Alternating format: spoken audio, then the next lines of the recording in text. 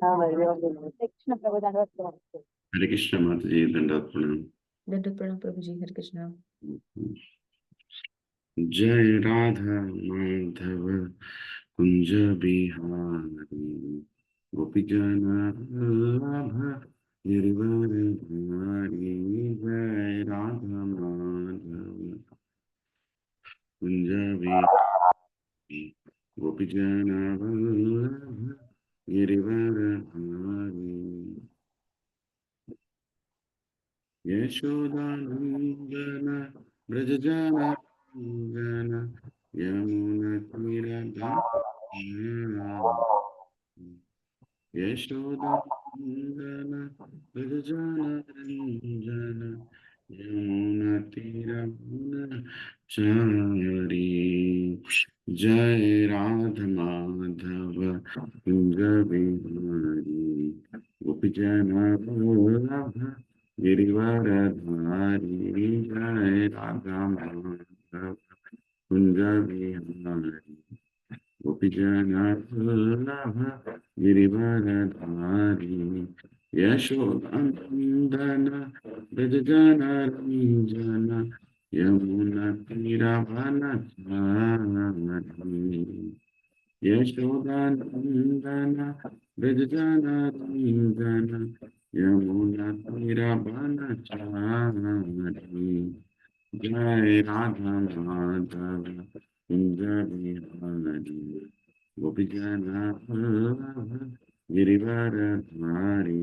जय राधा माधव कुंज बिहारी, गिरिवर धारी। यशोदानंदन ब्रज जन यमुना तीरवनचारी। यशोदानंदन ब्रज जन यमुना तीरवनचारी।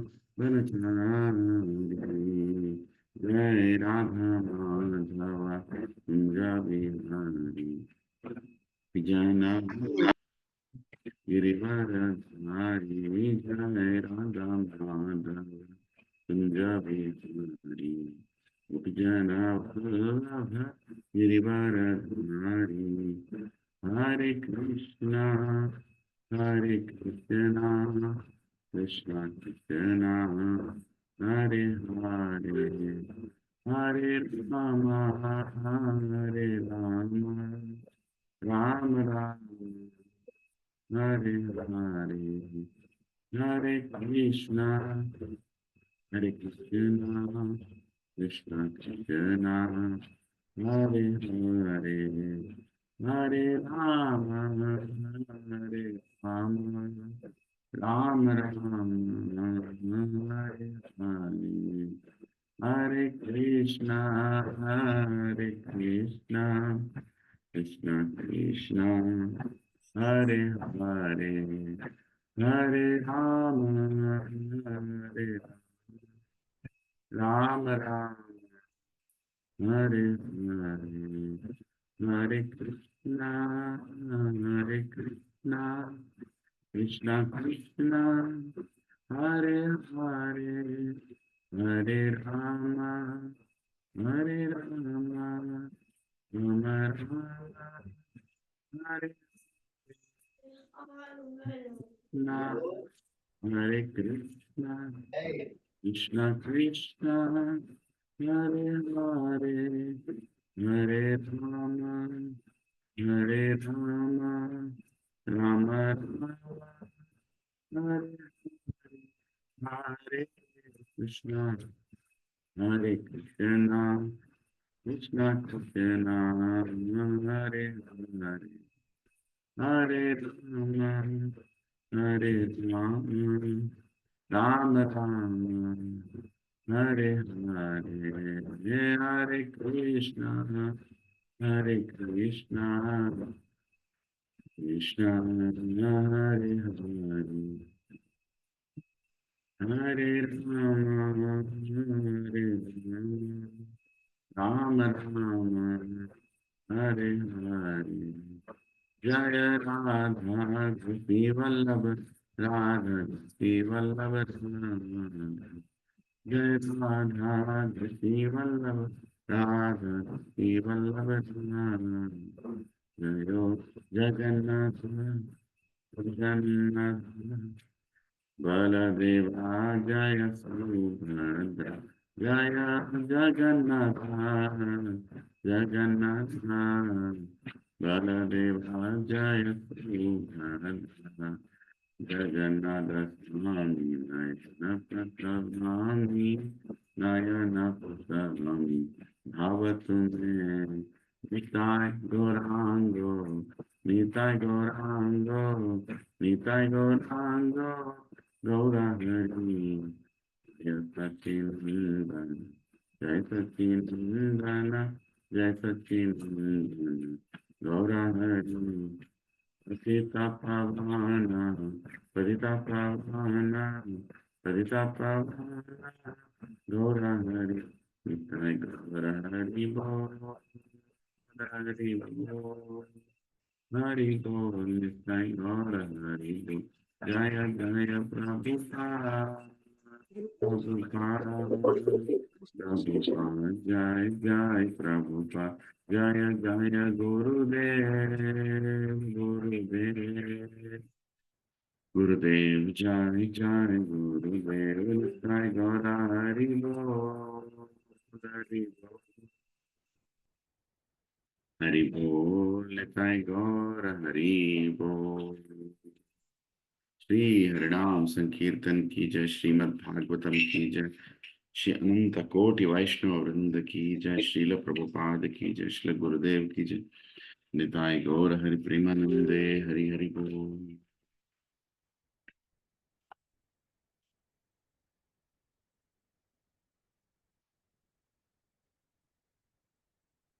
ओम अज्ञानतिमिरान्धस्य ज्ञानाञ्जनशलाकया चक्षुरुन्मिलितं येन तस्मै श्रीगुरवे नमः श्रीचैतन्यमनोभीष्टं स्थापितं येन भूतले स्वयं रूपा कदा मह्यं ददाति स्वपदान्तिकं वन्देऽहं श्रीगुरो श्रीयुतापदकमलं श्रीगुरुं वैष्णवांश्च श्रीरूपं साग्रजातां सहगना रघुनाथान्वितं तं सजीवं साद्वैतं सावधूतं परिजनासहितं कृष्णचैतन्यदेवं श्रीराधा कृष्णपदां सहगना ललिता श्रीविशाखान्वितांश्च हे कृष्ण करुणा सिंधु दीनबंधो जगत्पते गोपेश गोपिका कांत राधा कांत नमोस्तुते तप्त कांचना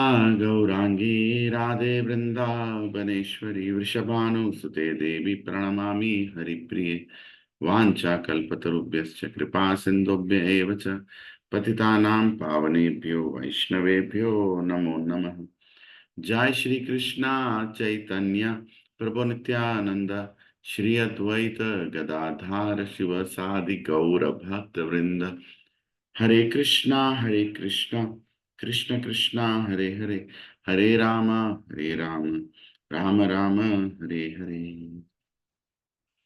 ओम नमो भगवते वासुदेवाय ओम नमो भगवते वासुदेवाय ओम नमो भगवते वासुदेवाय नारायणं नमस्कृत्य नरं चैव नरोत्तमं देवीं सरस्वतीं व्यासं ततो जयमुदीरयेत् नष्टप्रायेषु अभद्रेषु नित्यं भागवत सेवया भगवती उत्तम श्लोके भक्तिर्भवति नैष्टिकी कृष्णाय वासुदेवाय देवकी नंदनाय च नंदगोप कुमाराय गोविंदाय नमो नमः नमः पंकजनाभाय नमः पंकजमालिने नमः पंकजनेत्राय नमस्ते पंकजांग्रे नमो महाबदन्याय कृष्ण प्रेम प्रदायते कृष्णाय कृष्ण चैतन्य नामिने गौरत्विषे नमः नमो ब्राह्मण्याय देवाय गौ ब्राह्मणाहिताय च जगद्दिताय कृष्णाय गोविंदाय नमो नमः नमः ओं विष्णुपदाय कृष्ण पृष्ठाय भूतले श्रीमते भक्तिवेदांत स्वामिनिति नामिने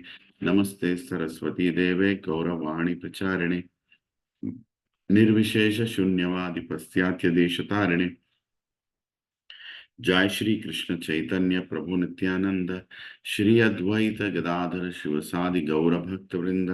हरे कृष्ण कृष्ण कृष्ण हरे हरे, हरे Ram Ram Ram Hare Hare.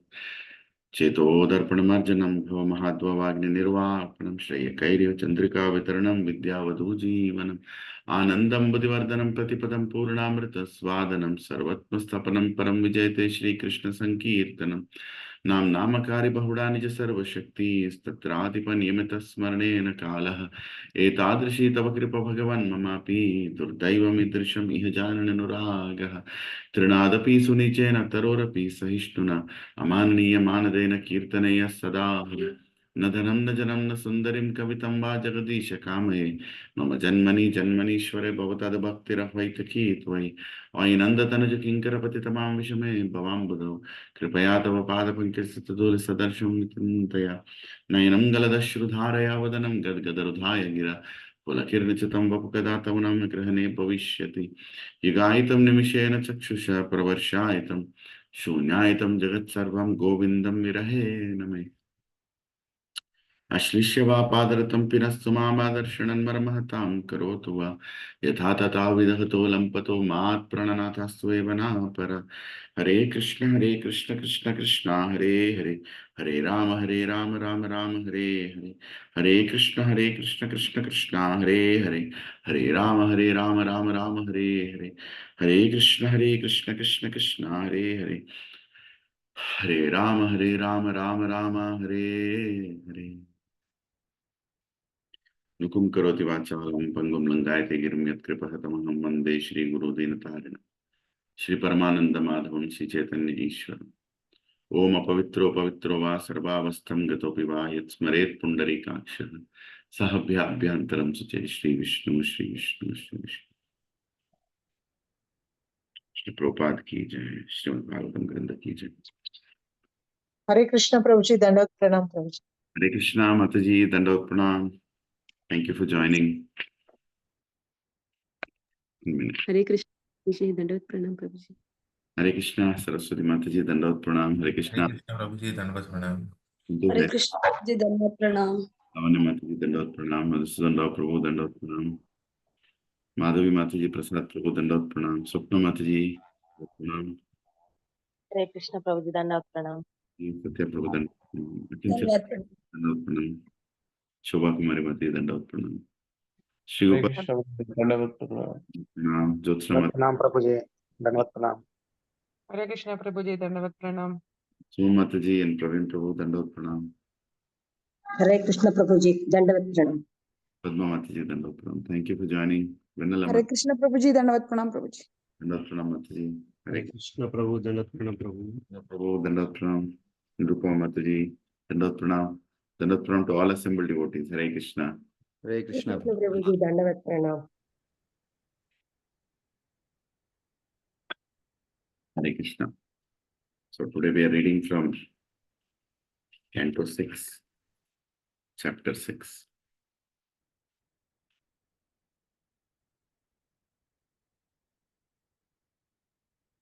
So firstly, congratulations to Ananta Koti Vaishnavas and His Holiness Loknath Swami Maharaj for setting a world record, Sankirtan world record, chanting with 2000 plus devotees for the last 5 years, Hare Krishna, every morning. That's a tremendous record and shows the unity of our Satsanga and shows the unity of holy names and what can be done if it is done consistently and it is done with determination, done with patience, what can be achieved. And it's such a great fortune that some of us were part of it at the very eventful day when we all joined and witnessed such a great achievement. Yes, some people might say, you know, it's a world record. What has it got to do with spirituality? Well, it's a way to inspire. And Lord Krishna wants this world record to happen. He wants many living entities to be part of it. So, very, very grateful to His Grace, Sakya Prem Prabhu. And few other devotees who have sent me the messages to participate in it. And congratulations to all devotees who have participated in it today morning. Hare Krishna. So, Srimad Bhagavatam, Canto 6, Text 1. Shri Sukha Uvacha Tatha Prachatesho Asikyam Yam Anunita Swayambhuva Shashtim Sanjanayam Asha Duhpriti Pitra Vatsala. Translation and purport by His Divine Grace A.C. Bhaktivedanta Swami Srila Prabhupada Ki Jai. Shri Sukha Uvacha, Shri Sukadeva Goswami said, Tatha, after that incident, Pracha Tesha Daksha Asikhyam, in his wife named Ashikni, Anunita, pacified, Swayambhuva by Lord Brahma, Shashtim, 60, Sanjanayam,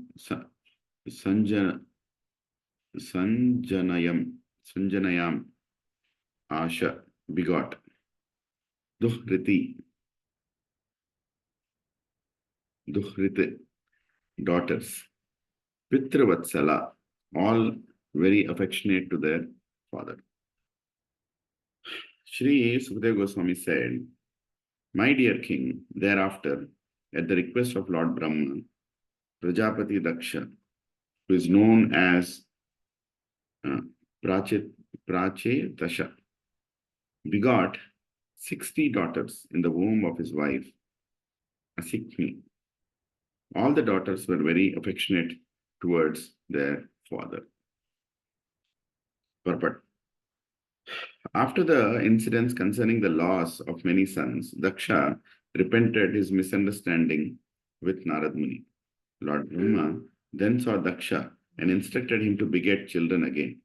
This time Daksha was very cautious to beget female children instead of male children, so that Narad Muni would not disturb them by urging them to accept renounced order. Females are not meant for renounced order of life. They should be faithful to their husbands. For if a husband is competent for liberation, his wife will also achieve liberation with him. As stated in the Shastra, the results of a husband's pious activities are shared by his wife. Therefore, a woman's duty is to be very chaste and faithful to her husband.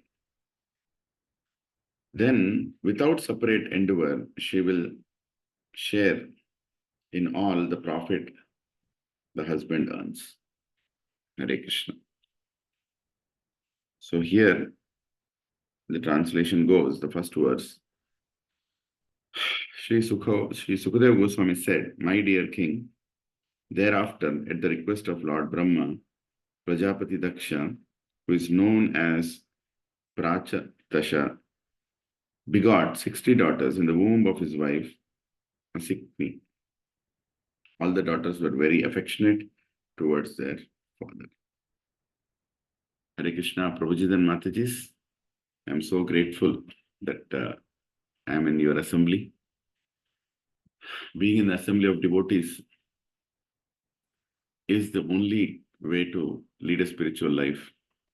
It is the only positive way to remain in spiritual life.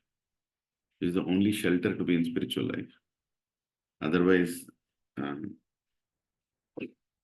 surviving in this material world with any happiness is so much impossible. So I'm very grateful to each one of you. And I'm grateful to you all because you're joining the Srimad Bhagavatam class and encouraging this series to continue. Last 2 weeks, we did not have Srimad Bhagavatam reading. Of course, in this way, I'm sure everybody had their own daily and their own sadhana at different times. But we could not because we had Jagannath Rath Yatra. And we had so many Jagannath Rath Yatras, so many, one after the other. And so many are amazed by the last finale of Jagannath Rath Yatra, which happened at Bhakti Center. It was such a way Jagannath reciprocated by telling all of us, how to celebrate at the end. 20 Rath Yatras ending, so many gated communities, so many devotees doing so much effort to make it happen everywhere. And then finally it happening in Bhakti Center. And to add to that, just Jagannath opening the gates, of mercy in the form of rain, and it just falling, pouring, and everybody getting drenched. And in spite of getting drenched, nobody stopping, even for a minute. For some time, everybody forgot where they are, who they are, what's going on, what can happen. All fears were given away. All, all inhibitions were removed. And the impossible happened, is by dragging, by pulling the 3 Raths in midst of so much rain. It was a red alert rain, later on I found out, in Hyderabad, where people are not supposed to go out. And Rath Yatra happened exactly at that time. Hare Krishna.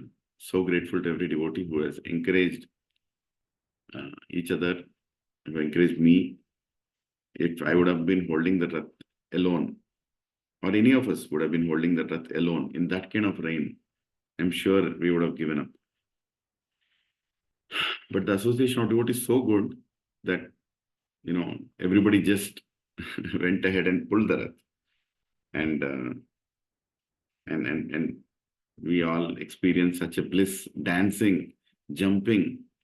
I've seen devotees jumping in water like small children while it was flowing. At one point, it was like almost 1 feet of water on the ground.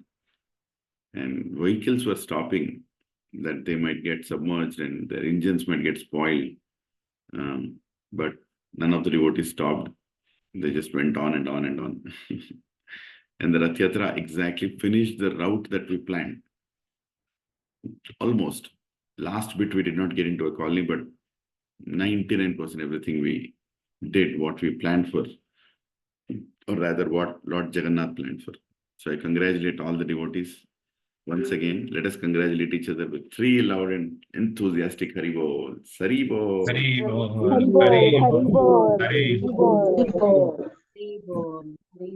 And this satsang this Sunday, on Sunday, I'm yet to send the invite. Yesterday I was going to send something. Unfortunate happened in my wife's family, in my family. So I could not send. So after this call, I'll be sending the invite. Basically, we're going to spend like a retro of all the Rath Yatras, like a recap, like reflections from all the leaders, all the 20 leaders, 20 main driving leaders who did all the 20 Rath Yatras, to end with the Bhakti Center. I'm very eager to hear and get encouraged. Actually, the realizations that Lord Jagannath gives to each one of us is unique. And that those realizations help us gain faith that Lord Jagannath exists and is helping us continue spiritual life. Helps us increase our faith in chanting. Helps us increase our, happiness in spiritual life. Hare Krishna. So here, Srila Prabhupada, coming back to Srimad Bhagavatam, here we are. Oh, where did I keep this? Thanks.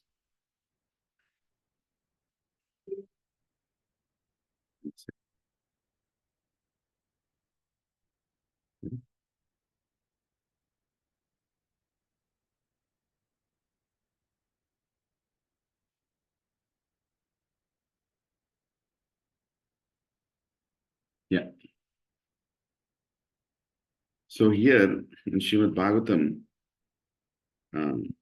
this is a chapter after the curse to Narad Muni by Prajapati Daksha. For doing what? For preaching. I mean, in a way, Narad Muni preached all the sons of Daksha to become renunciates and to focus to go back to Krishna rather than get into samsara beach, endless cycle of material life.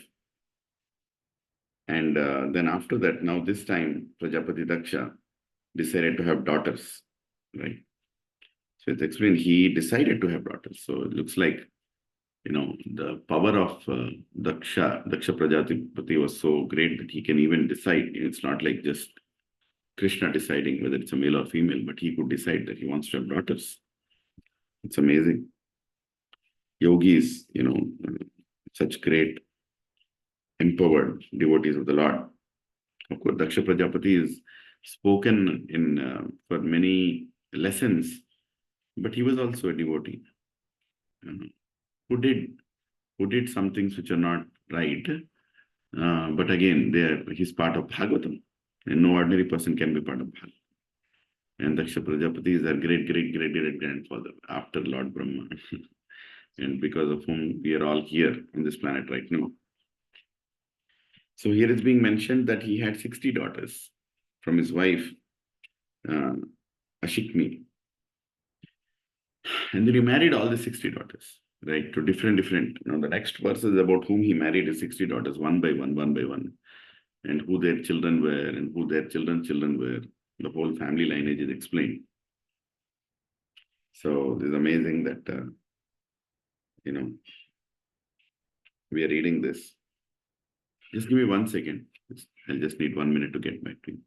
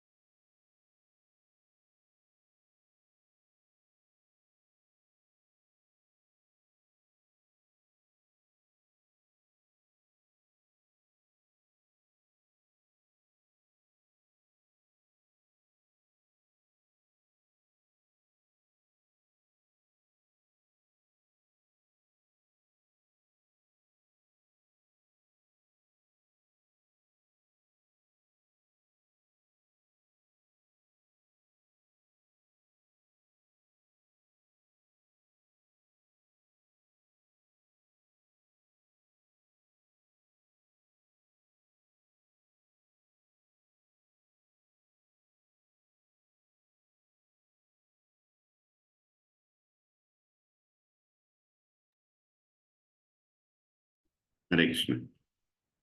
Yeah.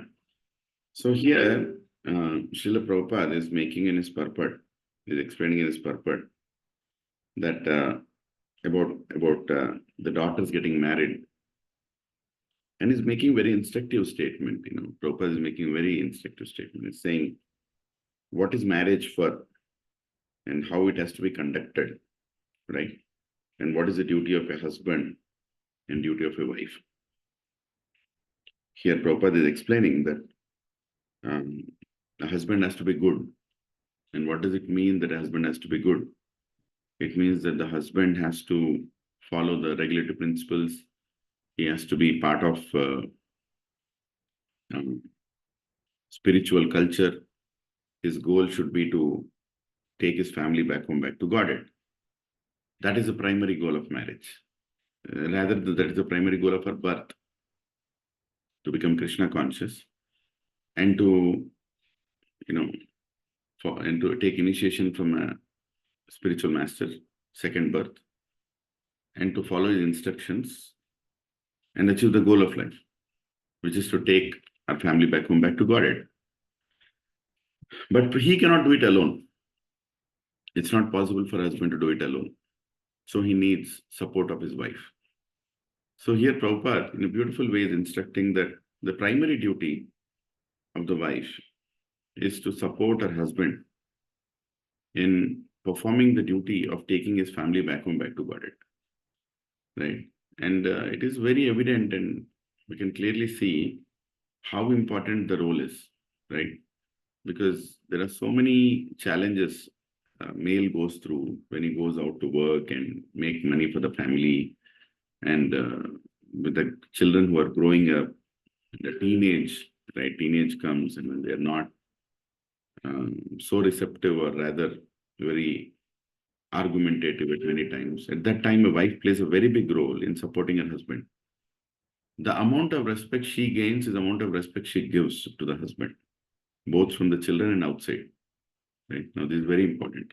And it works vice versa also. The amount of respect a husband gives the wife, the same amount of respect he deserves to get from others, including his own children. So in Grihastha Ashram, Prabhupada is explaining that one just needs to support each other, especially the Matajis are not meant to leave the house and try to become a renounced person. Of course, renunciation is applicable for both male and female. But how it has to be renounced is explained in Manu Samhita, in so many scriptures, in Bhagavatam also, that how we renounce matters, right? For example, if a householder who is supposed to earn for his family and who is supposed to take care of his family, I'm not talking about Shiva's Thakur, very, very exalted Narad Muni himself, who has appeared again in part of Panchatattva. I'm talking about a householder in today's day and time, and person who has responsibilities. If he leaves the house, that's not a way he renounces. No, he should not leave the house. He should leave the attachment towards the house, right? And he should leave the attachment towards his wife, enjoying his wife, and attachment towards his children, or dominating, or what do you call that, ruling over, or getting served by his children. That he should get over. But he should teach them how to serve. He should teach his children how to serve. He should teach his wife how to support him, and what is the important thing in life. Prabhupada explains that it is a husband's duty. I mean, this verse is very heavy on me myself, because I'm trying to learn what I'm trying to speak here. It's not that easy. But how the renouncement has to happen, we need guidance. That's where a spiritual master is needed. That sometimes some grihasthas, they decide, oh, I'm not going to live here anymore, I'll go to Vrindavan. Well, you need guidance. You can't just decide one day that you want to go to Vrindavan. Is going to Vrindavan a medium to escape your responsibilities, or a medium to find glory and pride and recognition among devotee community that you have done something big? Or is it going to Vrindavan a natural calling of love from Krishna, love for Krishna, right? So we need guidance. Prabhuji needs guidance. Mataji also needs guidance. What guidance she needs? She has to support the husband in his spiritual life. Having a female body, the same soul is Sachidananda, part of Krishna. It has the same qualities. But when it takes a male body, when it takes a female body, certain qualities are, naturally they come. Nature, precedes. A nature comes out. Female nature, male nature. We don't need to go against that nature. We need to dovetail that nature towards devotion. So Prabhupada is explaining here that female nature, in previous purports, Prabhupada explained female nature is to take care of the house, is to keep it beautiful, is to look beautiful. That's part of feminine nature, is to wear beautiful things, is to create an environment which is inviting for people to come home. So that nature, if not attached with Krishna, becomes a problem. But when it is attached with Krishna, then that nature itself is such an important aspect of Grihastha life, where she supports her husband and keeps the house neat and tidy, perfectly conducive for devotion, is ready to cook for devotees, is ready to cook for visiting devotees, for satsangs, right? For organizing, programs, right? A male alone cannot do it. Actually, satsangs are run by Matajis, because without their support, it is not possible. No male can individually organize satsang or be successful in doing so. All the great preachers or so-called leaders in ISKCON who have been part of Grihastha Ashram have achieved it because of the support of their wives. And just so to say, whenever I meet Radhesham Prabhu, my Siksha Guru, he asks about how my wife is doing and how she's supporting you and Last week when we went to meet him, me and my wife, we went to meet him. We had a small meeting. He didn't talk to me. He was asking my wife about how she is supporting me in my spiritual endeavors. And he was glorifying her for the way she is conducting herself and how she is being a supportive leader.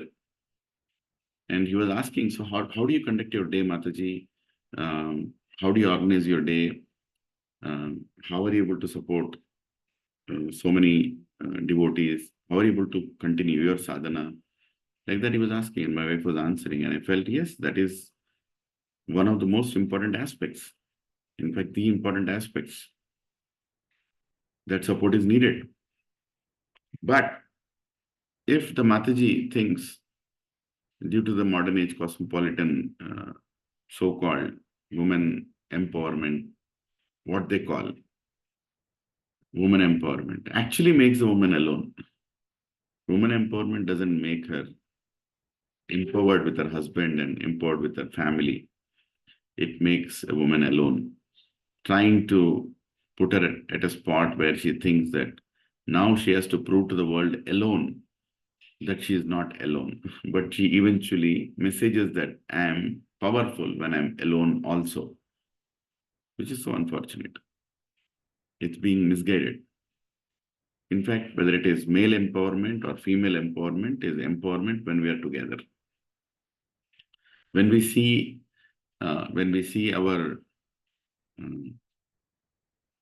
when we see our unity as the force which makes us powerful and which makes us empowered. And Prabhupada here is insisting, explaining, instructing that all Matajis have to support their husbands. Every time this discussion comes, the immediate, some arguments come back saying that, oh, you are not like Ram for me to be Sita. You are not like Kardam Muni for me to be Devavati. You're not like this for me to be that. No, that's not a way to look at it either ways. Even the Prabhujis cannot tell, oh, you're not Sita for me to be Ram, or you're not Devavati for me to be Kardam Muni, etc. Goal is to become a servant of Sita or a servant of Kardam Muni, not to expect others to become the other side, right? Goal is to become a Devahuti who served the husband so chastely. Goal is to become the wife of Antide, though her name is not mentioned. But no doubt he would have achieved that big fast for so many days. Not possible without having a chaste wife. So goal is to become a perfect Mataji in Krishna consciousness who supports her husband no matter what he is. Not a license for Prabhujis to behave wrongly, because anyway, if they behave wrongly, they'll get the result of their actions from Lord Krishna. If we are misbehaving with our wives, instead of being in Krishna consciousness, we are ill-treating them, then we'll get the reaction. Krishna is going to be very severe in that reaction, no doubt about it. And vice versa. If you are ill-treating your husband, who is trying to practice spiritual life, then you're going to get a reaction. Your chanting will get affected. A lot of times, Grahasthas, they ask, Prabhuji, I'm not getting taste in chanting. Well, you're committing offenses inside your house. How can you get taste in chanting? You're committing offenses against your wife. You're committing offenses against your husband who is trying to practice spiritual life. How do you think you'll get taste in spiritual life? Right? We talk about committing offenses to, outside devotees. Oh, Prabhuji has come to satsang, behave very nicely. You should not behave in a way that he goes away. You should be very respectful. Well, that also is applicable for our own family. Right? Actually, we take them for granted. I know he's my husband, she's my wife, he's my child, he's my parent, my mother. I can talk whatever rubbish I want. But they still have to respect me. They have to, what is that? They have to continue to serve. I expect them to serve. Prabhuji and Mataji's, it's so important that we support each other in spiritual life. And this purport is primarily saying that in Daksha gave his daughters to the great rishis, which will learn, like Angira, Karshasva, Bhuta, Kashyapa, mainly Kashyapa, Yamaraj, right? Yamaraja, Dharmaraja. He gave his daughters. Why? Because he wanted them to support them in their service towards God. That's the point. He wanted them to support them in their service towards God. If they would not support, they cannot do their duty. Right? It's not possible for them to do their duty. So Daksha Prajapati trained his daughters. It's a father's duty to train the daughter, a mother's duty to train the daughter, to support the husband in performing their duty. In performing their duty and to make sure that the husband is able to achieve the spiritual goal. And at the end, Prabhupada says beautifully, then without separate endeavor, she will share in all the profit the husband earns. So if the husband is Krishna conscious and he is able to serve Lord Krishna, wife should not think, oh, he is doing it keeping me aside, or he is doing it taking full credit. No, Prabhupada is saying you get the credit anyways, in God's point of view. In God's point of view, right? In Krishna's point of view, he is giving you the credit. Like if the husband says, you take care of the children in the house, I'll go and do the satsang and come back. And the wife thinks, you take care of the children. I will go to the satsang and give a class. Or, and nothing wrong in that, but the spirit behind it, competitive spirit behind it, vice versa, either ways, is not good. Because you should understand in Grihastha Ashram, if one spouse is able to do it and others are able to support it, they get equal credit. For example, I am giving this class, you are hearing this class. Don't think I get more credit. We get equal credit. You are supporting me to give this class by hearing it, by being present, right? By enthusiastically participating. Krishna gives equal credit to each one of us because ultimately each one of us is hearing and speaking Bhagavatam. Right? Goal is, it's a Bhagavatam class. It's not Lilananda Das class. It's not somebody's class. It is Bhagavatam class. Right? When the invite was sent, what was the invite? It's a Srimad Bhagavatam class. Srimad Bhagavatam reading. Srimad Bhagavatam discussion. So we should remember that. When our spouse is going and serving, it's a service of Krishna. And if I'm facilitating that to happen, then I'm very much part of that service and I get equal amount of credit. Though people may not sometimes say, oh Mataji, where are you? You didn't come to the satsang, or you were not seen in the class. Well, if you would not have done what you have done, the class would not have been possible. The satsang would not have been possible. The devotees who cook in the background, the devotees who arrange everything in the background, are more important in Lord Krishna's eyes. Are more important. But we need to understand how we support each other and how we should not commit aparadhas. Prabhuji's, when we go to satsang, if I take an analogy of I'm just thinking, car tire, right? It runs very nicely when there is full air in it or adequate air in it, adequate air, right?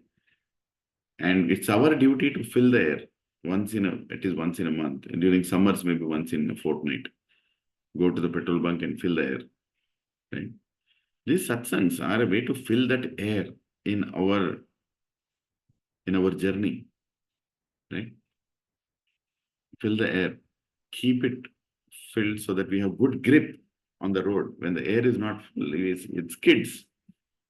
The tire skids. And our spiritual life is also like that. When you don't attend satsangs properly, when you're not supporting others who are doing satsang, when you are not properly conscious, then you land up, what is that? Not filling enough air. And not filling up enough air means you're vulnerable for skidding in spiritual life. Right? But what happens when you commit a Vaishnava Aparadha? The tire blasts. Vaishnava Aparadha means the tire has blasted, the tube has blasted. Then can you run the car? See, if there is a puncture, you've done something wrong, you've gone and admitted to your senior, and the senior has put a, fixation on that puncture. You can still run the tire. Again, it becomes, but a puncture remains. I know there is a little hole, but you've covered it. Your Siksha Guru, your Diksha Guru has helped you by making sure air doesn't go out. Air is what? Air is nothing but your spiritual asset. All your piety, all your chanting, all your result of your spiritual commitments is all sitting inside. But if you don't take care of it, it leaks. If you go on thorny places, if you go on roads filled with glasses, if you interact with materialistic people, if you interact with envious people, you are bound to get punctures here and there. You will. Good association means smooth, ekdam smooth road. Bad association means something that will puncture you, something that will create holes in you. And whenever you create that holes, whether you create that hole by going on such a road or such a road automatically comes and you land up going on it, it has to be filled. And a guru does that, and he tells you, please fill the air again and make sure you have enough grip to go. But then you go and commit a Vaishnava Aparadha. You go and blaspheme your husband, blaspheme your wife, not support your husband in his spiritual activities. Then what happens? Then it should not happen, but it can also happen in the form of the tube tire itself bursting. It has had enough. Enough offenses you have done. Enough, Asat Sangha you have taken. Enough you have done. Result of that is what? Result of that is you cannot travel anymore in your spiritual life. Your journey stops. You have to change the tire, meaning another body. I don't know, it's a funny thing that I'm trying to put a stupid analogy. I got this analogy. I was filling my air recently. I went to the petrol bunk, I was filling my air and I was thinking, how did I lose my air and how important it is to fill the air? And what happens if the tire blasts? I can't go. I can't go forward.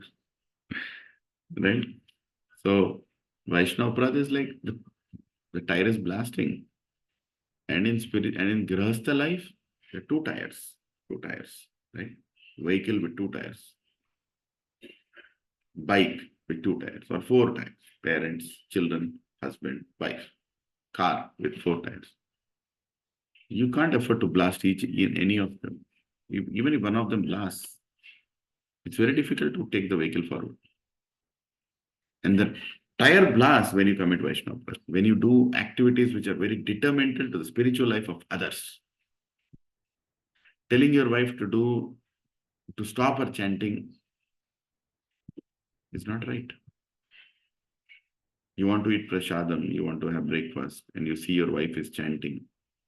What do? Hey, na akali aitunadi. No, you can't do that. You're not supposed to do that. She's chanting. Okay, she might want to get up and come and serve. That's her duty. Krishna will be pleased. Prabhupada told, serve your husband, serve your children. They are children of Krishna. The husband is given by Krishna. Serve them. Keep aside your arti. In between the arti, go and open the door, take care of the devotees. Prabhupada said, essence. We're not here doing, ritualistic devotion. When the need comes, keep everything else aside. Don't come to temple, take care of your children. Make them Krishna conscious, put them into Krishna conscious services.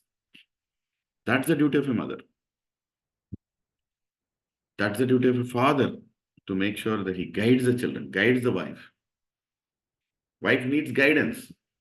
Matajis need guidance. Matajis needs continuous reiteration of what is important in spiritual life, because naturally they have a body, they have a nature to look and to be more closer to the material energy in the form of house, in the form of attachment to their children, attachment to the house. It is natural. It is natural. And that is needed. Krishna created Mataji for a reason.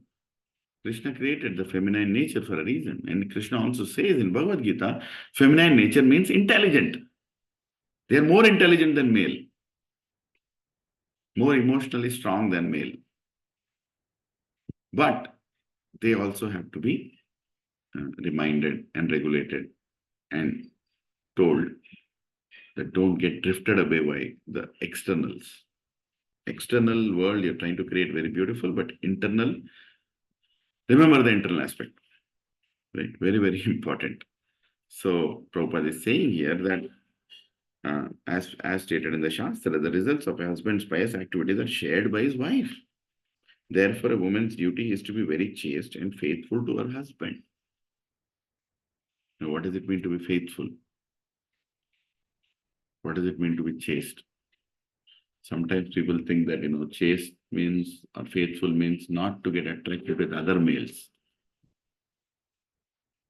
Well, that is also one of the part of the meaning of being chaste and faithful, is you are regulating your sexual desire, your lust, to not go and find another partner, or to not find illegal, illegitimate avenues to satisfy your lust and sexual desires by going to other partners apart from your husband or wife.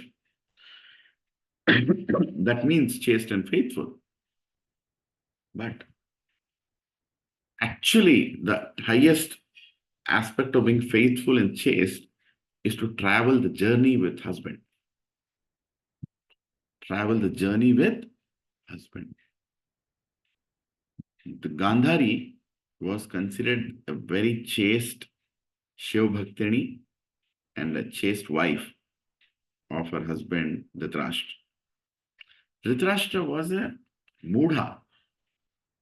He was of course, he played a big role in the Katha. But the role he played is to only teach us a lesson that we should not be one other Dhritarashtra. We should not be. But did that stop Gandhari from being his chaste wife, whom even Lord Krishna honored? And at the end, Lord Krishna used her to be cursed, to prove to the whole world that a chaste woman's curse can apply onto the Supreme Personality of Godhead. Of course, it doesn't apply, but he wanted to glorify her for her chastity. And Gandhari's chastity was not that she didn't look at any other male. Her chastity was she didn't look at anything in the world, because she wanted to have no pride in front of her husband, that I have something that you don't have. Hare Krishna. Just think about it. What kind of exemplary Vedic women have been there in our history, from whom today's women can take lessons. I don't want to have anything that my husband doesn't have.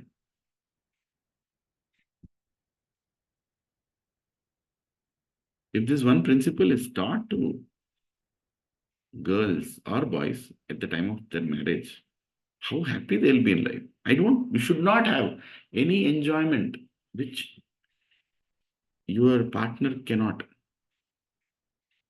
And she's an extreme, of course, we can't repeat that. She tied her eyes.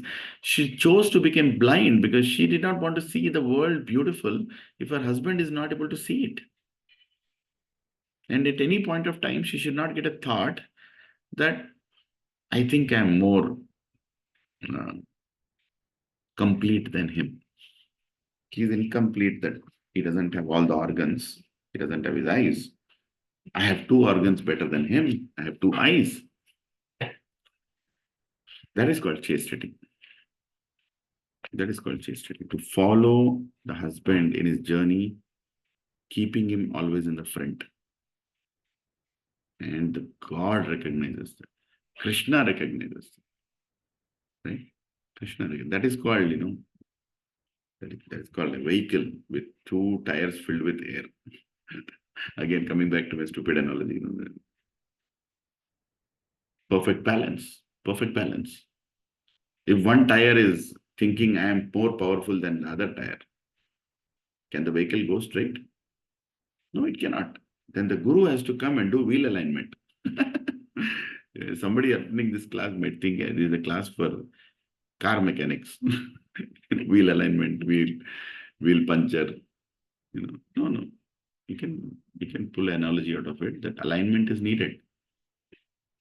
What happens when the alignment is not there, Prabhuji? Many of you drive vehicle, right? What happens when the alignment is not there, wheel alignment? Accident. We'll get toppled down. Yeah.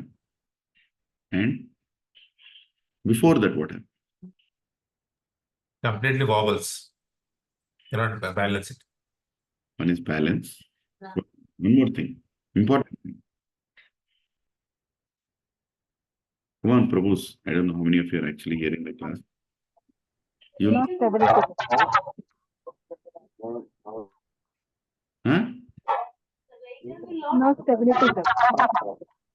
Stability, balance, that's okay. But there's something that happens before that. When the alignment is not good for the tire, something happens. What happens?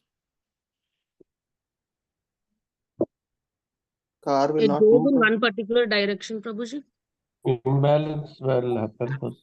Imbalance one particular direction is still not coming to the first thing that happens when the alignment is not good. Okay, how does a mechanic know alignment is not good? When you take your car to the mechanic shed, how does the mechanic know, sir, your car needs wheel alignment? How does he know? The direction of wheel is changing. Some angle not in the proper direction. You're almost there. Come on, Mataji's, Prabhuji, you all drive cars. Prabhuji, tires is worn out on a different side. Hari bol. That's what I was trying to hear. All your answers are about. That is the first thing that happens. Sunil Prabhu, thank you. Sunil Prabhu, right? Yes, Prabhu. Yeah, thank you, Prabhuji. Wonderful point. Wonderful point. Prabhuji and Mataji, take this. When the wheel alignment is not good, one tire gets more torn than the other. One side of the tire is getting more, what do you call that? Scrubbed on the road than the other. Eventually, the tire bursts. Hai ki nahi? That's it. What does wheel alignment do? Keeps back both the tires in the right position.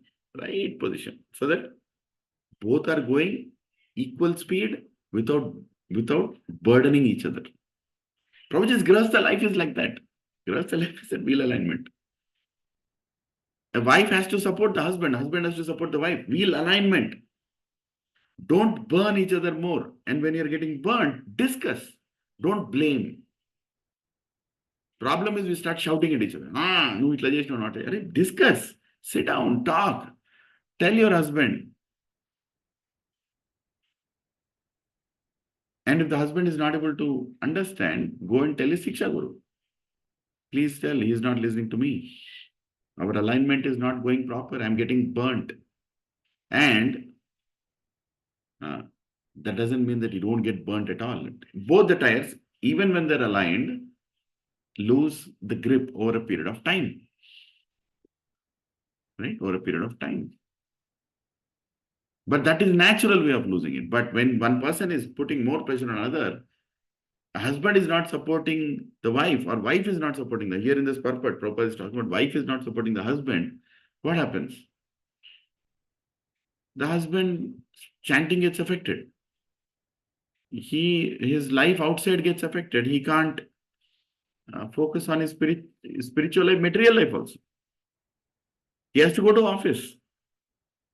If a husband doesn't finish any of his rounds before going to office, then what happens?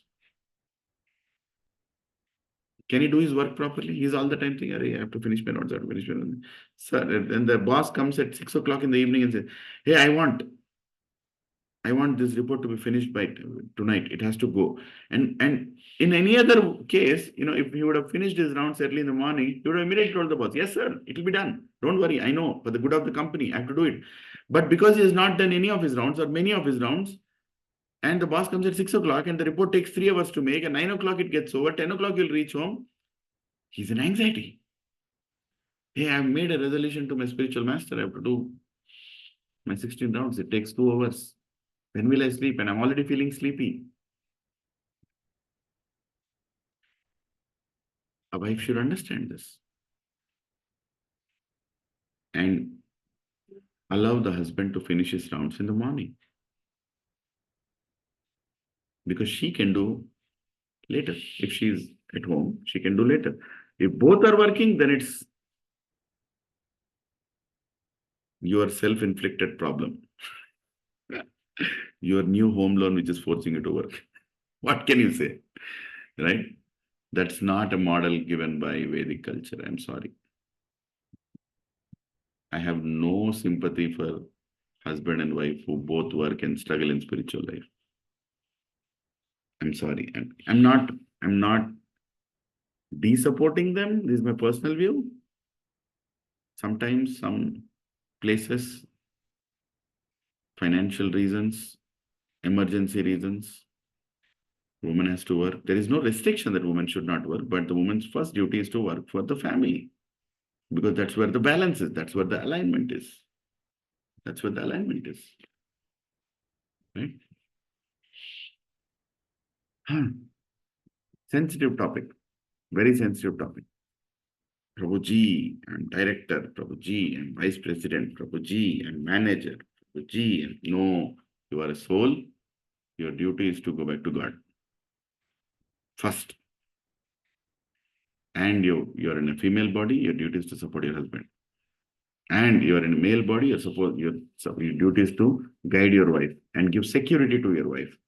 Give assurance to your wife that her house, her children, her parents, everything will be taken care so that she can continue to be happy. This is needed. Alignment, right? But when you forget this, when you choose to not take guidance from your husband, how many of you take guidance from your husbands?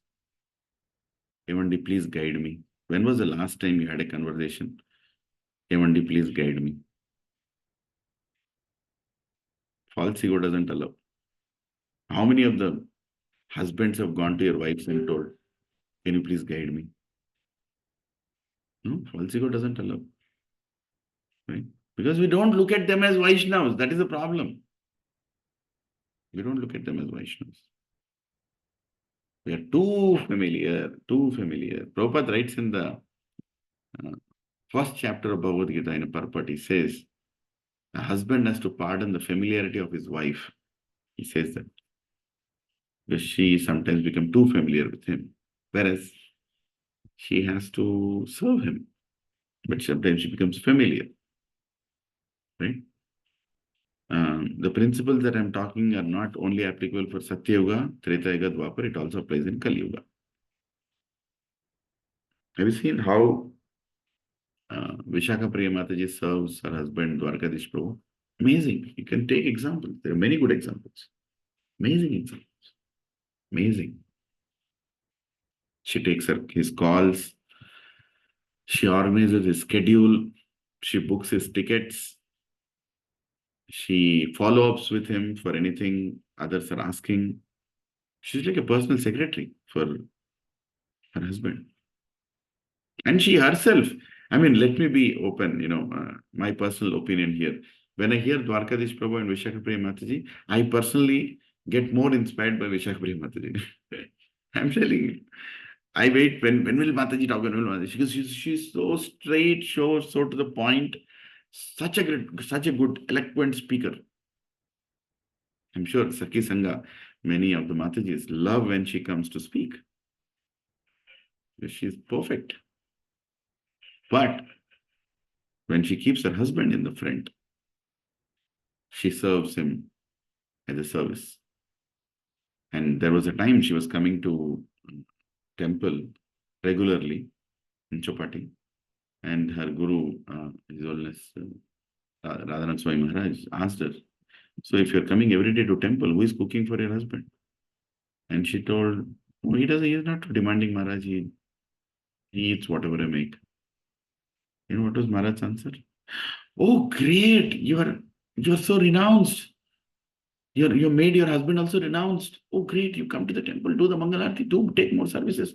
We need Matajis like you. No, that was not the answer. Maharaj told, don't come.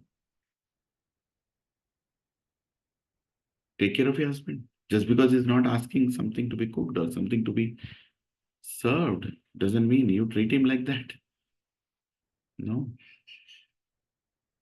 it doesn't work like that. You have to take care of your husband. He is going to serve. You also serve. You also serve, but not at the cost of keeping your husband hungry or at the cost of not looking into his little needs, at the cost of not taking care of your children. You know why Matajis are not encouraged to preach in ISKCON? Not because Matajis are not intelligent. Krishna is telling Matajis are more intelligent. What are we speaking? Matajis are more fixed in philosophy also. My wife knows more Shastra and she knows more quotations from different books than I can fathom. I cannot imagine, you know.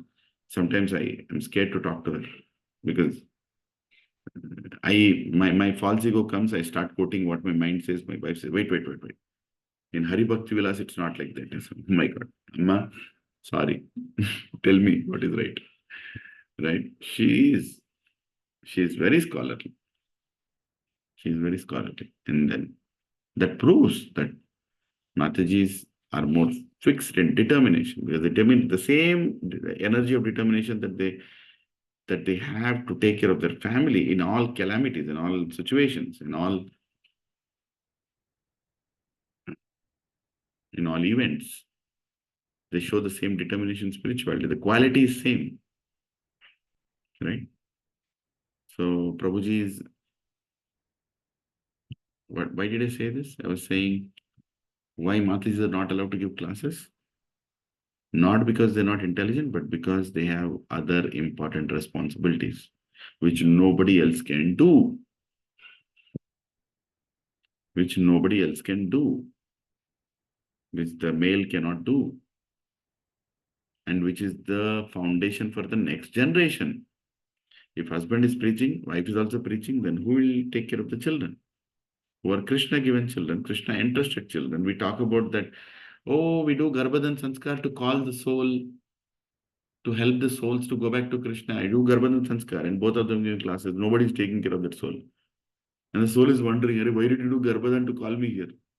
When nobody has time for me only. You did only Garbhadhan. You got the dhan. Then what? I have fallen in a place where you both seem to be great preachers, but I don't have a mother. And neither do I have a father. No. Krishna consciousness is not to take us out of our culture, but in fact, it is to introduce our culture in a more meaningful way.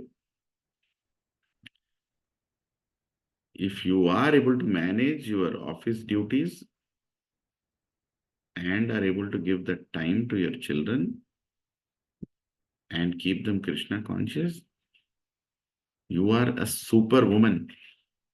You are a super Mataji. You are a celestial, empowered demigod walking on the planet.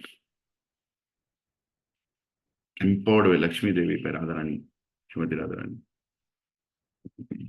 But if you're doing that to prove the society that, yes, I earn, I also have a whatever designation, I'm supporting the home loan of my husband because We want to live in a 10-bedroom villa or a 10,000 square feet flat for our children. And where are the children? They are holding mobile phones sitting in the room. I don't know which room they are in the villa. I think you have to call them. If I shout, they can't listen because they have earpods. You know, they are so busy. What are you doing? You're fooling yourself. Primary duty. Husband. He has to give security to his family. The family will continue. Give enough resources to the family. The family is not starving to death, or rather leading a good, respectable life in society, inspirational life in society.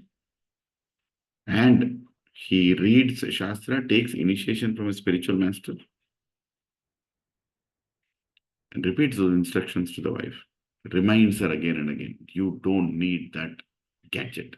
You don't need that jewelry. You don't need that in excess. Not need that. Need is always there. But in excess. Or give it on pieces and pieces, little by little. Comforts, give it. Fulfill the desires because they have. Their nature demands it to fulfill. But most important thing, regulatively. Handle the family. Stick to yourself, lenient to others, but with regulation. Lenience with regulation. That's the duty of a husband. Duty of a wife, support the husband and make sure he is progressing. If your husband is not progressing in spiritual life, some blame Mataji has to take. Because somewhere is not able to get what he... See, same thing applies, Prabhuji, you know. Actually, the materialistic way of thinking and spiritual way of thinking, some of the principles are same. When it comes to husband and wife relationship, you know, in olden days, you know, or even now, where people are still attached to the culture, if a husband is getting drifted away by another woman, which is unfortunately the lusty nature of a male in materialistic life, that he is not satisfied with one woman, he is looking around another woman or is trying to have an extramarital affair. You know, even in today's day and time, they do go and correct the husband, but they first come and tell the wife, why didn't you take care of your husband properly? Why is he going and hunting like a dog, you know, on the streets? Why didn't you take care of him properly? Of course, if you're married to a person who is a coward, who is a lunatic, who is a absolutely undeserving, that's it. Exception. We're not dealing with TV serials where everybody is totally negative, everybody is totally positive. They both are beating and killing each other, and the serial continues for 2 years and nobody dies. That's not real life. In real life, give the benefit of doubt that the opposite person has a point to say. If a husband, after getting married, is going around other women, that means something is not getting it from his wife. That is a materialistic answer. Same way, if the husband is not able to practice spiritual life properly, then something is not getting from his wife. Vice versa. If the wife is not able to practice the spiritual life properly, something she is not getting from her husband. And that is a prime duty. To beget children, Grahastha life is to beget children. So that children will keep you busy. In what? In teaching them Krishna consciousness. And how do you become Krishna conscious? By teaching them Krishna consciousness. What is it, Mataji's name? Arudha Mataji, giving birth to Radhika Raman Prabhu and his brother in Boise in America. Her Guru Maharaj, Hanumat Preksha Swami Maharaj. His Holiness Hanumat Preksha Swami Maharaj. He told her, you make your children Krishna conscious by reading her Bhagavatam and you will become devotee. And that she did as her life and soul. And today both her sons are exemplary professors in Cambridge, Oxford, I don't know, big universities, homeschooled by the mother, teaching them Bhagavatam only. Inconceivable.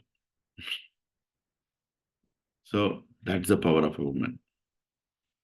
Provided she is doing her provided she is doing her duty, provided she is doing her duty without any inhibitions, right? Without any doubts. Serve your husband. Be a Devahuti. Not after your husband becomes a Kardamuni. If you are a proper Devahuti, then you can force him to become a Kardamuni.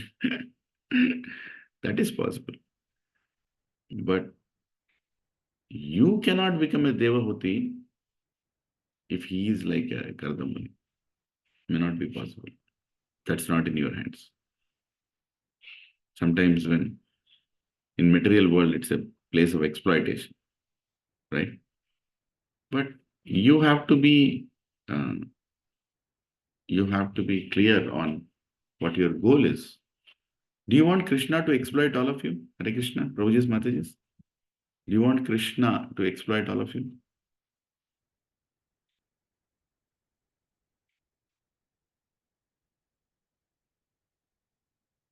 If you know that Krishna is planning to exploit you, do you want him to exploit you?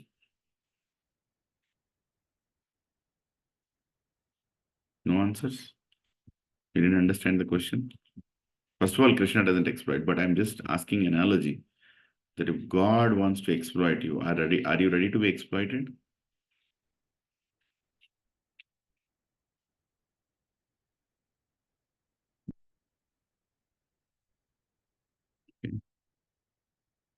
No, Prabhuji.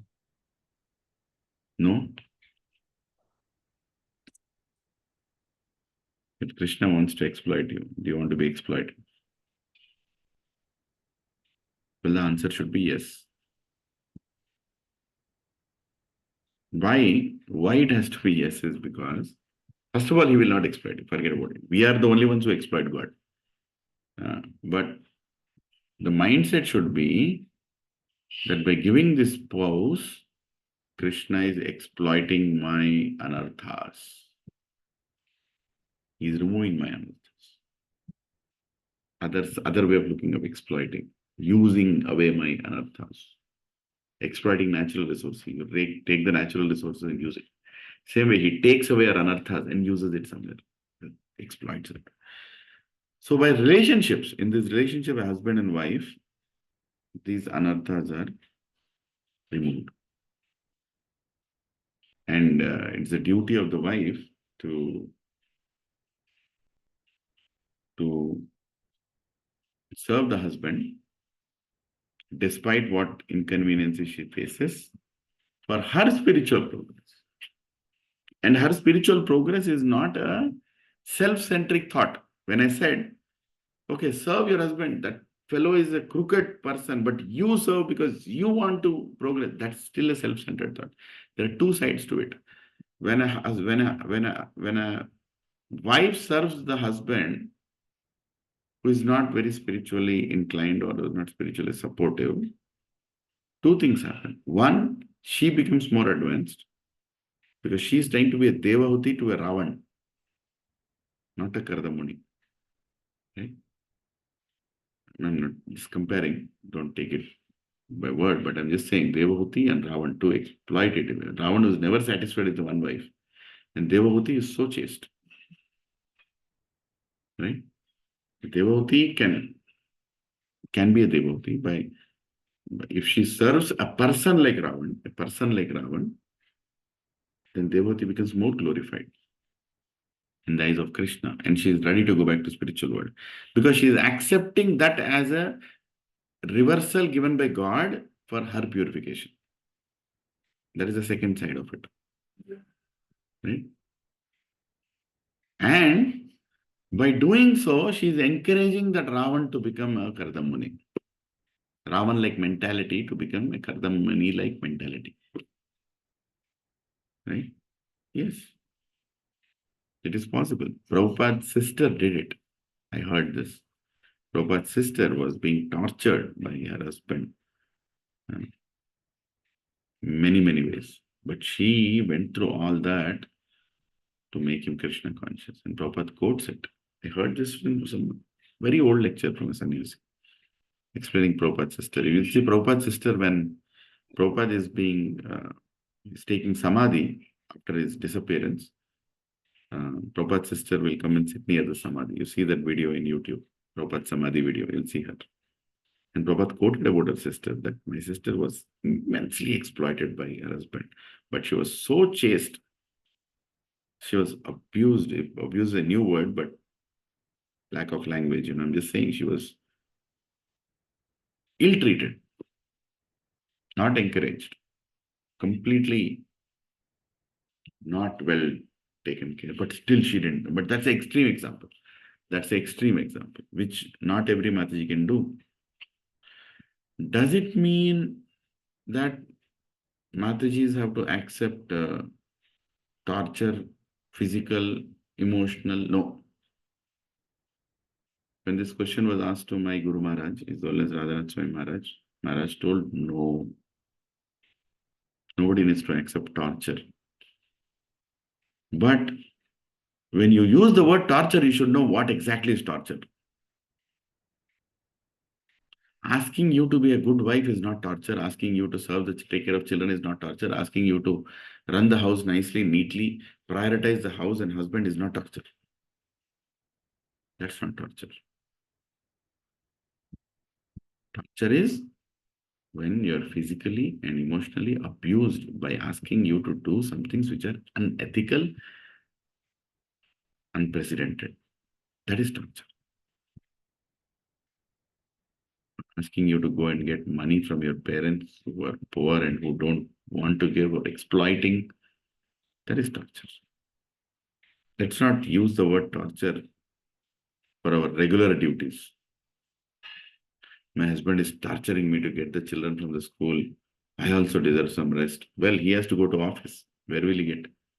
How will you go and get the children? You have to go and learn driving, or move the house near to the school eventually. That's not torture. See, word torture can be used for anything these days, especially words like trolling, words like spamming, words like torture, words like abuse. They are all Western words. They are tagging words. Body shaming.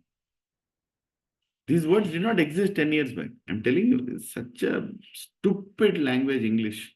They introduce these words, and the words make you feel fearful. If somebody says, you're body shaming, what did I do? You're abusing. Wait, what did I do? Right? I mean, these are words created to create fear from the Western world. And it's heavily used today in legal language. And that is coming out to your daily life, unfortunately. But point is, Prabhupada is trying to make, Daksha Prajapati begot 60 daughters for what? To serve their husbands. Very clear.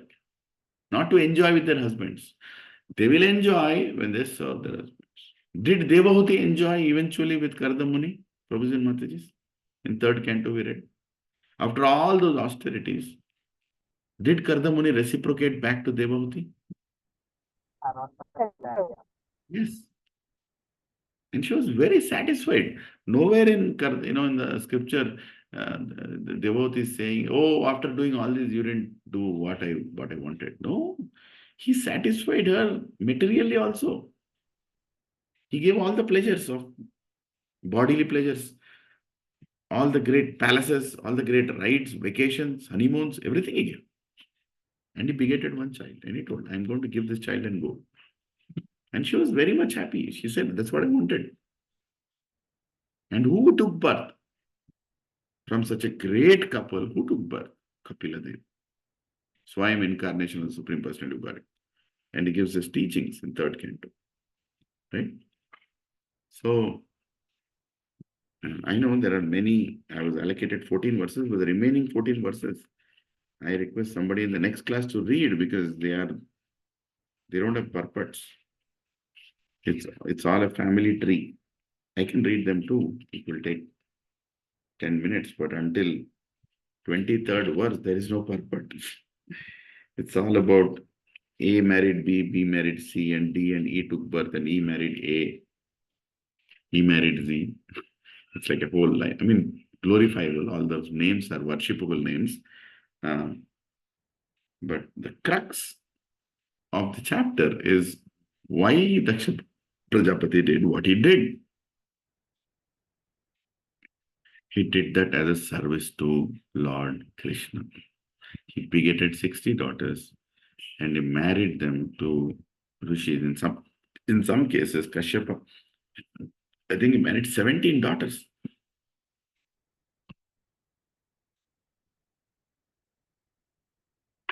You might think, oh, why he married 17 daughters to one male? He could have found 17 males. Well, he knew that Kashyap Muni had the capacity to deliver all his 17 daughters. That was the goal, right? I mean, like, the goal was more important and repeated again and again. And that is why Sanatana Dharma functioned so nicely. You can't do that now. I don't think there is any male walking on the planet who can take care of more than one wife. No. He himself is filled with lust and greed. What will he take care of more than one wife? Even one wife he is not going to take care of properly.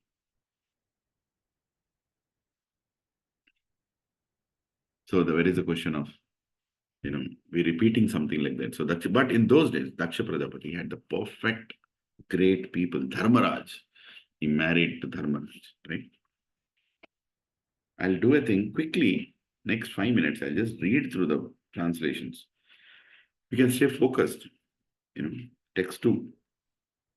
He gave 10 daughters in charity to Dharmaraj, Yamaraj, 13 to Kashyapa, first 12 and then one more, 27 to the moon god, and 2 each to Angira, Karshasva, and Bhuta. The other 4 daughters were given to Kashyapa. Thus, Kashyapa received 17 daughters in all. Text 3. Now please hear from me the names of these daughters and their descendants who filled all the 3 worlds. Text 4. The 10 daughters given to Yamaraja were named Bhanu, Lamba, Kakud, Yami, Vishwa, Sadhya, Marutwani, Vasu, Muhurta, and Sankalpa. Now hear the names of their sons. Text 5. O king, a son named Devarashabha was born from the womb of Bhanu, and from him came a son named Indrasena. From the womb of Lamba came a son named Vidyota, who generated all the clouds. Now remember, they are giving birth to demigods. 3.3 crore devatas also came from all these, many of the devatas rather came from these Prajapatis. Text 6. From the womb of Kakud came the son named Sankata, whose son was named Kikata. From Kikata came the demigods named Durga. From the Yami came the son named Swarga, whose son was named Nandi. The sons of Vishwa were the Vishwadevas, who had no progeny. From the womb of Sadhya came the Sadhyas, and who had a son named Artha Siddhi. Text 8. Marutvams cha, so the 2 sons who took birth from the womb of Marutwani were Marutwan and Jayanta. Jayanta, who is an expansion of Lord Vasudeva, is known as Upendra. Text 9. The demigods named Mahurtikas took birth from the womb of Muhurta. These demigods deliver the results of action to the living entities of their respective times. Text 10 and 11. The son of Sankalpa was known as Sankalpa, and from him lust was born. The son of Vasu were known as 8 Vasus. Just hear their names from me. Drona, Prana, Dhruva, Arka, Agni, Dosha, Vastu, Vishabhanu, Vibhavashu. From Abhimati, the wife of the Vasu named Drona, were generated the sons named Harsha, Shoka, Bhaya, and so on. Text 12. Urjaswati, the wife of Prana, gave birth to these 3 sons named Saha, Ayush, and Purojava. The wife of Dhruva was known as Dharani, and from her womb, various cities took place. Text 13. From the womb of Vasana, the wife of Arka, came many sons headed by Tarsha. Dhara, the wife of the Vasu named Agni, gave birth to many sons headed by Dravinaka. Text 14. From Kritika, another wife of Agni, came the son named Shankha Kartikeya, whose sons were headed by Vishakha. From the womb of Sarvari, the wife of the Vasu named Dosha, came the son named Susumara, who was an expansion of the Supreme Personality of Godhead. Text 15. From Angirashi, the wife of the Vasu named Vastu, was born the great architect Vishwakarma.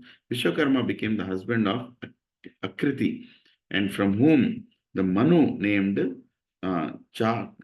Chakshusha was born. The sons of Manu were known as the Vishwadevas and Sathyas. Text 16. Usha, the wife of Vrishabhanu, Vibhavashu, gave birth to 3 sons, Justha, Rochisa, and Atapa. From Atapa came Panchayama, the span of day, who awakens all living entities to material activities. Excuse me.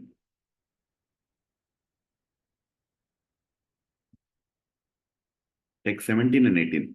Swarupa, the wife of Bhuta, gave birth to 10 million Rudras, of whom the 11 principal Rudras were Raivata, Aja, Bhava, Bhima, Vama, Ugra, Vrishakapi, Ajay Kapat, Ahir Bhadrana, Bahurupa, and Mahan. Their associates, the ghosts and goblins, who are very fearful, were born of the other wife of Bhuta. Purport. The Srila Vishwanath Chakravarti Thakura comments that Bhuta had 2 wives. One of them, Sarupa, gave birth to 11 Rudras, and the other wife gave birth to associates of the Rudras known as the ghosts and hobgoblins. Text 19. The Prajapati Angira had 2 wives named Swadha and Sati. The wife named Swadha accepted all the Pitas as her sons, and the Sati accepted the Atharvangirasa Veda as her son. Text 20. Krishaswa had 2 wives named Arichi and Dhishana. In the wife named Arichi, he begot Dhumaketu, and in the Dhishana, he begot 4 sons named Vedashira, Devala, Vayuna, and Manu. Text 21 and 22. Kashyapa, who is also named Tarkshya, had 4 wives. Vinata, who is also known as Suprana, then Kadru, Patangi, and Yamini. Patangi gave birth to many kinds of birds, and Yamini gave birth to locusts. Vinata, Suparna, gave birth to Garuda, the carrier of the Lord Vishnu, and to Anuru or Aruna, the chariot driver of the sun god. Kadru gave birth to different varieties of serpents. So Prajapatis are giving birth to so many different species. 8.4 million species came from all these devatas. Text 23. O Parikshit Maharaj, the best of the Brahmanas, Bharatas, the constellations named Kritika were all wives of the moon god. However, because Prajapati Daksha had cursed him to suffer from a disease causing gradual destruction, the moon god could not beget children in any of his wives. Because the moon god was very much attached to Rohini, he neglected all his other wives. Therefore, seeing the bereavement of these daughters, Prajapati Daksha became angry and cursed him. Text 24 to 26. Therefore, thereafter, the king of the moon pacified Prajapati Daksha with courteous words and thus regained the portions of light he had lost during his disease. Nevertheless, he could not beget children. The moon loses his shining power during the dark fortnight, and in the bright fortnight it is manifest again. O king of Parikshit, now please hear from me the names of Kashyapa's wives, from whose wombs the population of the entire universe has come.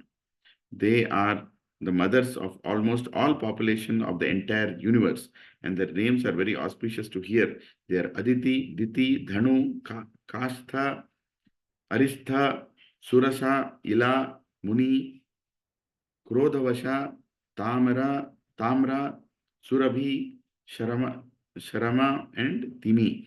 From the womb of Timi, all the aquatics took birth. And from the womb of Sarama, the ferocious animals like the tigers and lions took birth. 27.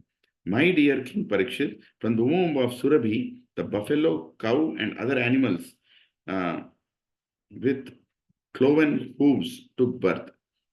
From the womb of Tamara, the eagles, vultures, and other large birds of prey took birth. And from the wombs of Muni, the angels took birth. I am amazed to see Surabhi cow actually gave birth to buffalo also. Cow and other animals with cloven hooves.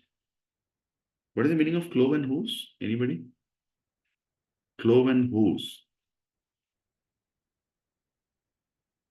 Surabhi, Surabhi gave from the womb of Surabhi the buffalo. Hooves means what? Forgot. తోడేలు అనుకుంటా ప్రభుజీ, తోడేళ్ళు. Hooves. Cloven hooves. Can somebody Google what is hooves? Just want to make sure getting the context right. Google Guru.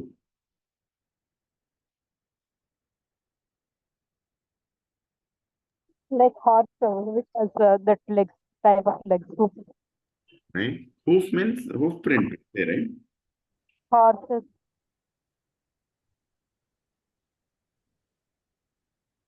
Cloven hooves. Cattle's kunle kallu Prabhuji కింద. Yeah. Foot of ruminants such as cattle, sheep, goats, and deer. A cloven hoof ascribed as a satire, the god man, or to the devil, sometimes used in symbol of mark of letter. Yeah, something like cloven. Animals with split feet. Yeah, split feet. You can see this? The Telugu translation is చీలిన గిట్టల కలిగిన జంతువులు. Yeah, you can see, right? The legs, which are split feet, cloven hooves.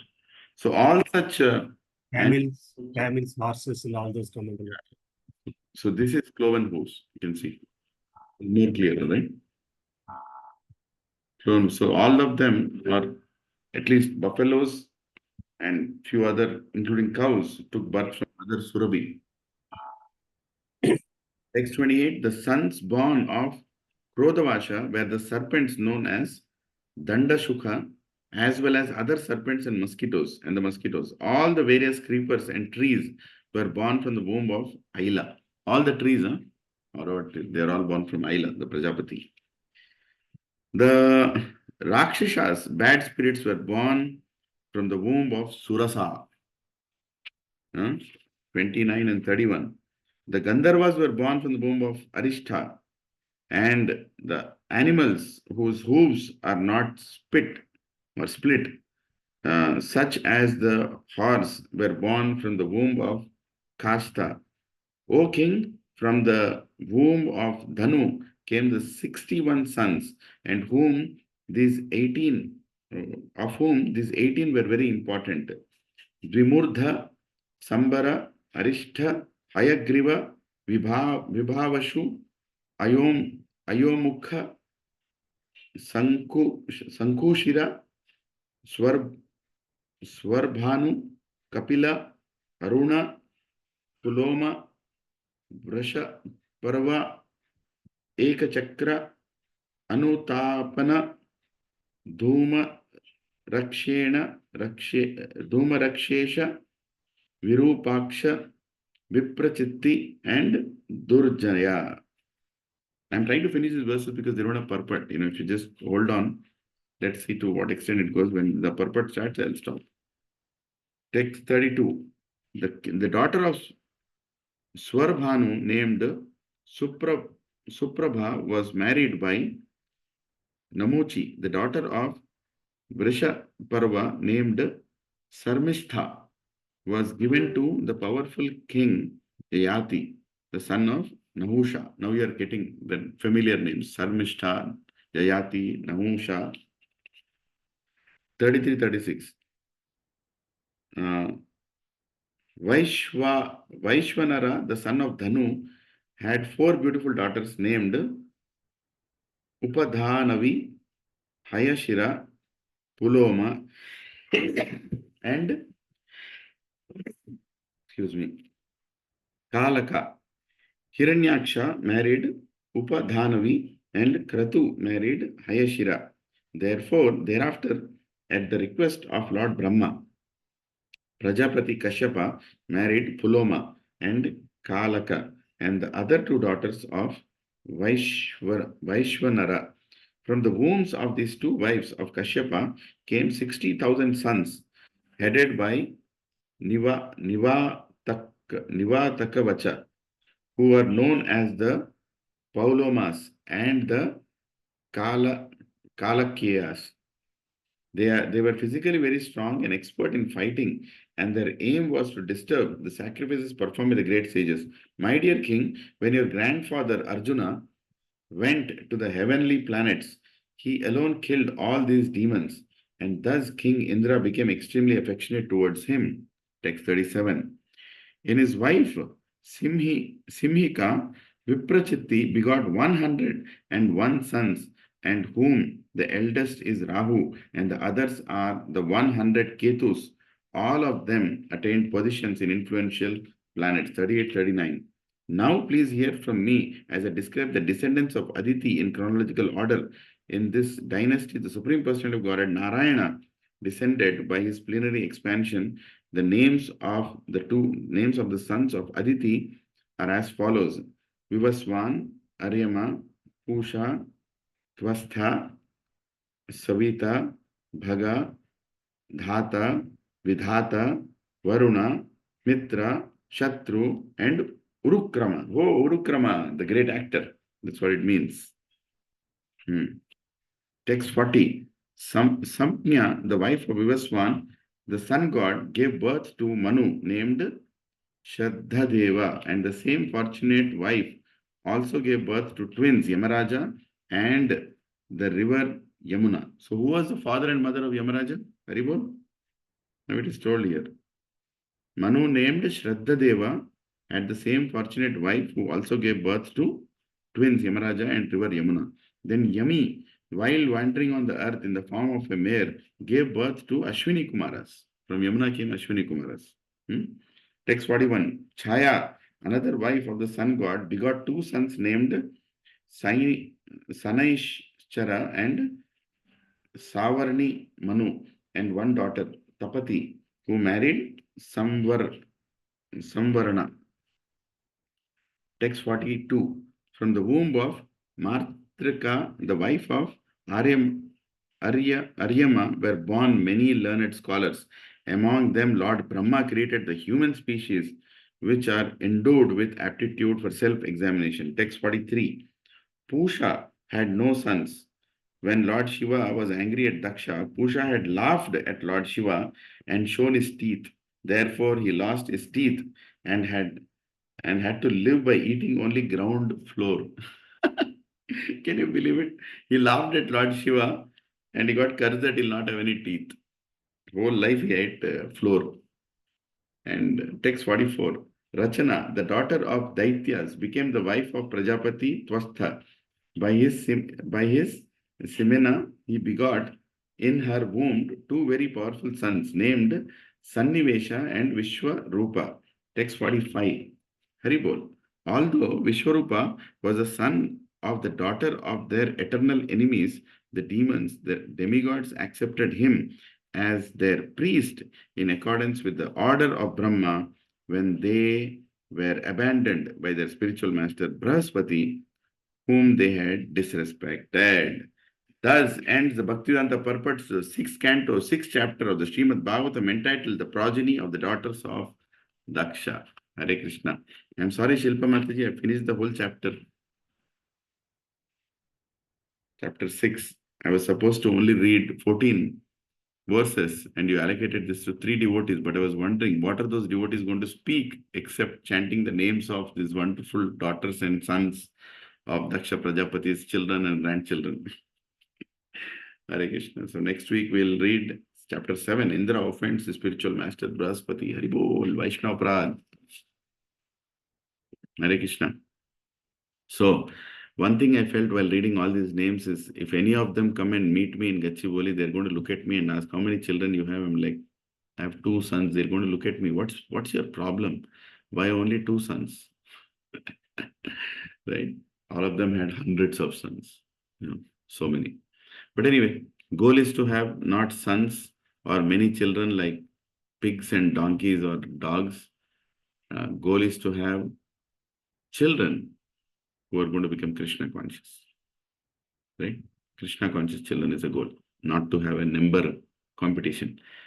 If you have the capacity to have more children who can have more children and make them Krishna conscious, then have any number of children. I'll not tell any number of wives, because in Kali Yuga that doesn't work. Serve that one wife properly, serve her nicely, so she is feeling encouraged to serve you as instructed by Srila Prabhupada in the first words, and as instructed by Lord Brahma to his daughters, or his son Daksha Prajapati, who instructed to his daughters that go and serve these great devotees. So everybody goes home back to Godhead. Hare Krishna, Krishna Krishna, Hare Hare, Hare Ram, Ram Ram, Hare Hare. Canto 6, Chapter 6, Srimad Bhagavatam ki Jai. Anantagoti Vaishnava ki Jai. Okay, it's 9 o'clock. I'm sorry, I pulled it off. I just finished the whole chapter. Any questions or reflections quickly? Was this class useful? If useful, how?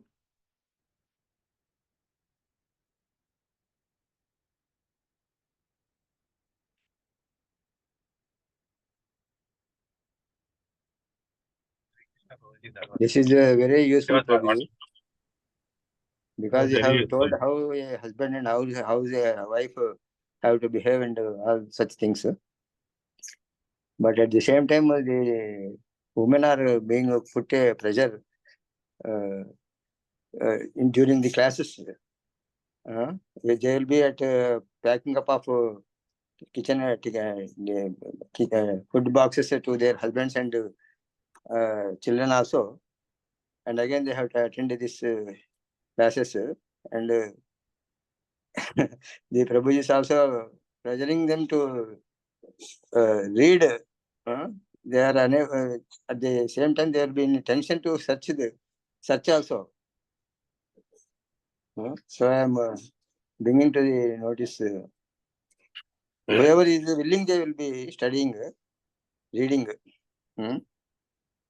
I observed that there is some pressure for their wives also. No, yes. They will be. I'll tell you what, Prabhu, again, as I repeated, I'm not a deserving person to answer this or to explain this. I'm just repeating what Prabhupada's words are. And what our great seniors have told is, don't complicate your life and blame Krishna. Don't complicate your life and blame Krishna.